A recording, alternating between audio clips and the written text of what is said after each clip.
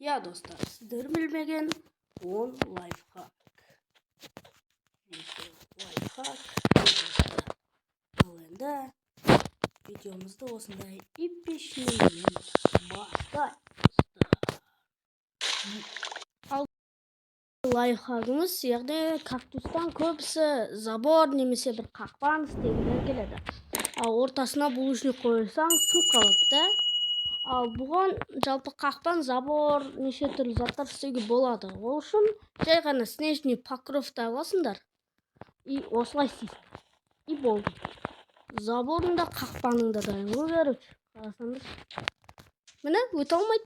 Неше жерден урон алады. Мен креативте тұрғасын урон алмаймын, бірақ зомбилар күшті забор деген ойдамын енді. Осындай лайфхак. Енді екінші лайфхагымызға кеттік. Екінші лайфхагымыз жалпы суда адамдар бір нәрсе істегілері келген кезде дәл осылай созып, судан тұншығып, әрең дегенде шығып, осылай істейді да. Адамдар қиналып ше. Вот. Негізі бұлай істеуге істеуге болмайды жалпы. Болмайды дегенде болады, бірақ мен ойымша көп уақыт құртып қоясыңдар. Лучше кувшинка дегенді аласыңдар. Кувшин құрбақаның андай жүретін заты, короче. И осын қоясыңдар. И неше түрлі заттарыңды бүйтіп жүзеге асырасыңдар ғой. Өстіп қоясыңдар. И бүйтіп астыға түсіре саласыңдар, короче. Керемет зат. Или судың үстіне бүйтіп қойғыларың келсе, кішкене судың астына түсесіңдер и бүйтесіңдер. И болды. Міне. Осындай күшті лайфхак. Сендер ұнаған болса, лайк, подписка. Вот осылай істей бересіңдер. Осылай. Ал біз үшінші лайфхагымызға. Яғни осы лайфхакта адамдар үстіп баспалдақты істейді. Үстіп істейді, көбісі үстіп істейді. Вот, осылай істейді. Үстіп келеді. Алдына астындағы блоктар лишний болып үстіп сындырып отырады да. Бұл негізі қатты керек емес негізі, достар. Лучше экономдағыларыңыз келсе, жай ғана факел қоясыңдар. И былай істейсіңдер. Болды. Зато, достар, факел қойғанда да мобтар сендерді жоламайтын болады. Үстіге бір нәрсе соққыларың келсе, нақтан мобтар шығып қандарың ішпейді. Үстіп істей бересіңдер. Қызықты лайфхак. Ендеше, төртінші лайфхагымызға кеттік. Бұл лайфхакта қысқасы шетелдердің ауылдардың големі бар емес пе өзінің. Біз егер оларды ұратын болсақ, олар біздің артымыздан қуып өлтіруге тырысады. Дұрыс қой. Вот, мені өлтіріп қазір ұрып жатыр. Ал мен барынша қашып жатырмын. Ал енді достар, қазір тағы да бір нәрсе көрсетем.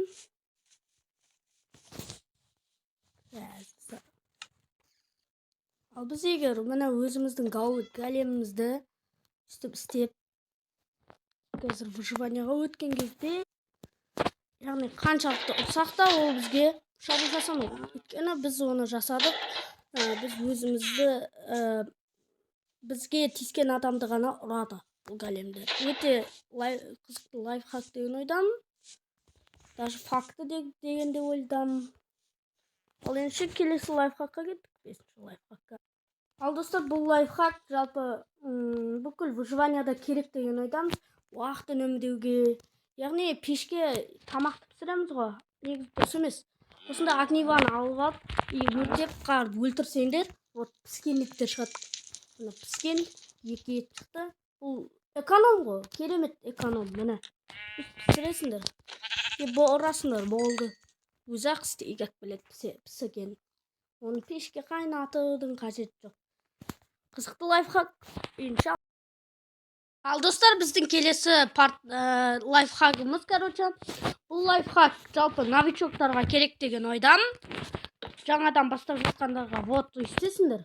Мені аққаланы, короче, шахтада қайтар жолды жаттай алмайым десеңдер, бұл анау қардың шашады астына. Осы қар арқылы сен қай жерге келгеніңді біле аласың. Мен жай ғана осыны көру үшін қасып қойған едім. Вот. Бұл новичоктарға керек деген ойдан, профиларға или координаталармен қозғалатындарға аса керек болмайды деген ойдан. Негізі, лайфхак. Ал достар, тағы да бір қызықты факт лайфхак десек те болады. Яғни тамақты бүйтіп пешке салып, оны көмір құртып, ондайдың ешқандай қажеті жоқ дегенсі. Істеп күтіп отырудың жалпы көп ресурс құртып қоямыз бұның кесірінен. Көмір тауып, анау-мынау. Керісінше міне, Майнкрафтта осы костерді көбісі қолдана бермейді жалпы. Мен де онша жуанияды қолдана бермейді дегем. А бұған тамақ, 4 тамақ жарты етуге болады. Қанымыз қолдақ зорға қалса болады екен. Прикинь, тым ресурсы еще бұл ешқашан өшпейді. Өзің су қойып бүйтіп өшірсең, бірақ ол отты әкеп қайттан жақсаң, қайттан жанып кетеді бұл. В общем, күшті лайфхак деген ойдам. Қарасам да шема. Қалайка жарты етіп береді. Ошу лайк қойдысы, лайк. Лайкқа лайфхактар көрдіңдер ма? О, әне. 4,5 ет пісті, вот. Ал достар, бұл лайфхак жалпы көбісіне керек па, керек емес па, білмеймін. Бірақ көп адам кітапты осылай істейді негізі. Осылай. Бірақ бұның негізі крафты жоқ. Сіздер қалай қойсаңызда қоя бере аласыздар. Бұлай қоясыңдар ма, бұлай қоясыңдар ма, жоқ бұлай қоясыңдар ма, бұлай қоясыңдар ма, жоқ бұлай, или бұлай. Үшім шашылған манты болады ғой, мұны түсіндір ма? Үшім каша-маша болады мынаның іші, кітаптың іші. Вот. Қалай қойсаңдар да өздерін білесіңдер, ең бастысы үстіп. 3 бумага и 1 кожа болса, любой жерге қойып істей бересіңдер. Әрине қызықты факт или лайфхак. Көпшілігіңіз ферманы осылай немесе осылай істейтін шығарсыздар. Вот классический адамдар, жалпы көбінде адамдар өйстіп істейді. Енді, конечно, енді бұлай ағаш қойып істемейді жасындар. Бірақ енді ең бастысы мағынасын түсінсеңдер болды. Негізі бұлай да огород істеуге болады жалпы. Бір ведро су негізі жеткілікті бүкіл огородқа. Жалпы мен де выживаниямда бұлайша істеп қоя бермей, білем, істеп қоя берем. Себебі бір білмеймін, бір әдемі көріне ме, түсінбейсің. Бірақ негізі тездетіп істейтін болсаңдар, осы жеткілікті негізі. Осында огород.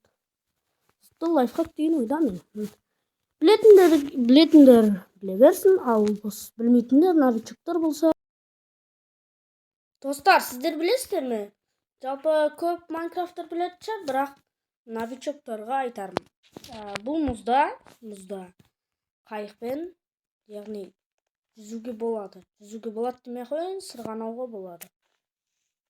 Бұл лайфхак болса, лайк. Конечно же, лайфхакқа ұқсамайды, бірақ мне кажется, новичоктарға керек болады деген ойдам. Мен дұрыс сырғанай алмай жатырмын, сондықтан мән бермеймін. Өстіп сырғанайсыңдар. Ал достар, бұл лайфхак жалпы полезно ма емес па білмеймін. Жалпы Майнкрафтта қарды таба алмайтындар көп жалпы ше. Ал оның несін тауып алдым мен, короче. Қазып алатын функциясын тауып алдым, короче. Бұл снеговикті үстіп шығарып қоясыңдар. Үстіп, сындырып, тере бересіңдер. Вот, 2-3 көрдіңдер ғой. Вот, осылай көп істей бересіңдер. Вот, міне. Қызықты лайфхак болса, лайк досын, лайк. Вот, осылай. Өте керемет, епешный зат деген ойдан. Мен де қарды өстіп сағынған кезімде енді бұл лайфхакты түсініп жүретін болам. Өте керемет. Ал достар, бүгінгі біздің лайфхактарымыз осымен бітті. Сіздерге ұнаған болса, тіркелің, лайк басың.